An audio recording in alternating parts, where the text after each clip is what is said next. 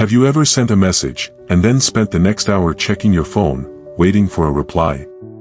Have you ever felt completely fine in a relationship, and then one small thing, one short reply, one cancelled plan, sent your whole world into anxiety? Have you ever loved someone so deeply, that the fear of losing them never fully went away? No matter how good things were. If any of that felt uncomfortably familiar, this video was made for you. Today we're talking about anxious attachment. What it actually is. The 7 signs that quietly reveal it. And most importantly, how to begin healing it. Because understanding yourself is always the first step toward loving better. Attachment theory was developed by psychologist John Bowlby. His research showed that the way we were loved, or not loved, in childhood directly shapes how we love as adults. There are 4 main attachment styles. Secure, anxious, avoidant, and disorganized. Anxious attachment develops when love in childhood felt inconsistent. Sometimes warm and present. Sometimes distant and unpredictable. Your young mind learned one painful lesson: love is something you have to earn. Something you have to constantly work to keep. And that lesson follows you into every relationship you enter as an adult. So let's look at the 7 signs. Sign 1. You constantly need reassurance. Not because you're insecure, but because your nervous system genuinely struggles to feel safe in love without regular confirmation that everything is okay. You need to hear, "I love you. I'm not going anywhere. We're okay." Not once. Over and over. Because the anxiety returns the moment silence does. Sign 2. You overanalyze everything. A slightly shorter text. A different tone in their voice. A reply that took too long. Your mind immediately goes to the worst possible interpretation. Something is wrong. They're pulling away. They're losing interest. They're going to leave. And most of the time, nothing is wrong at all. But your anxious mind cannot rest until it finds certainty. Sign 3. You lose yourself in relationships. Your mood becomes completely dependent on their mood. When they're happy, you feel safe.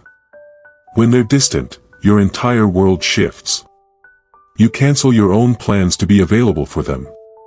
You change your opinions to match theirs. You shrink yourself, because keeping them close feels more important than staying true to yourself.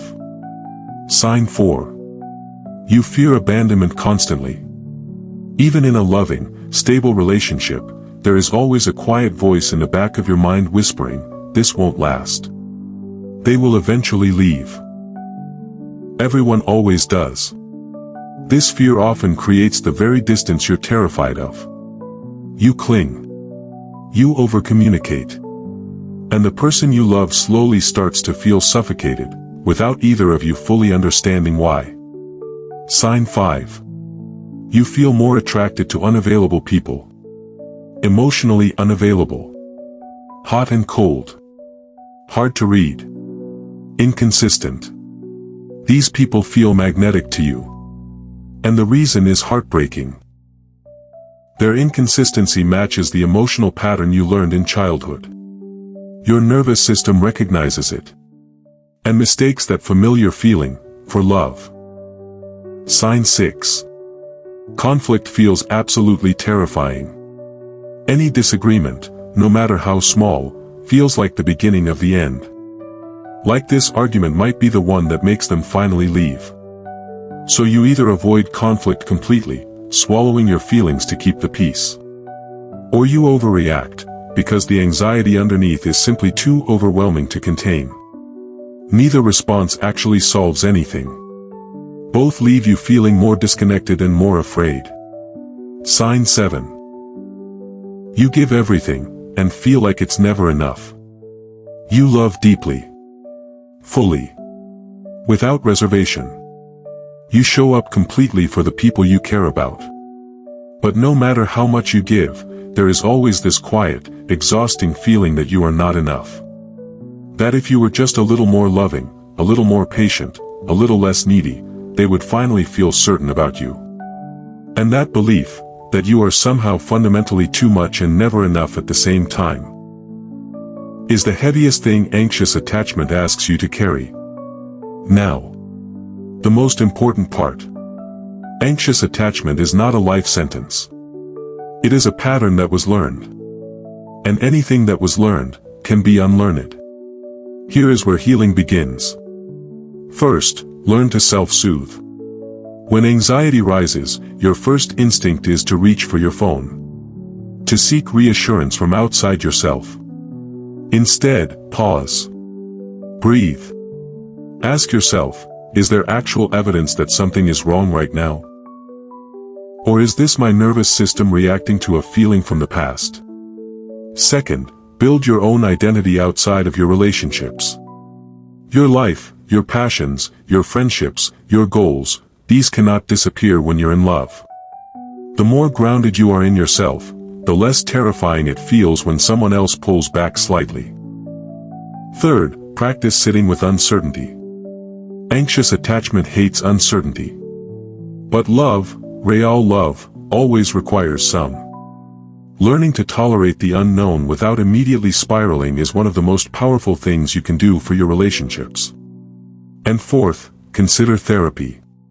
Specifically a therapist who understands attachment. Because these patterns run deep. They were formed early. And having a safe space to understand them, to truly see where they came from, changes everything. If you recognized yourself in these 7 signs, I want you to hear something. You are not broken. You are not too much. You are someone who learned to love in an environment that made love feel uncertain. And you adapted the best way you knew how. But you don't have to keep carrying those old patterns into every new relationship. Healing anxious attachment isn't about becoming someone who needs less. It's about becoming someone who finally feels safe enough to just be loved. If this video spoke to something in you, drop a heart in the comments. You are not alone in this. And that's exactly why this channel exists.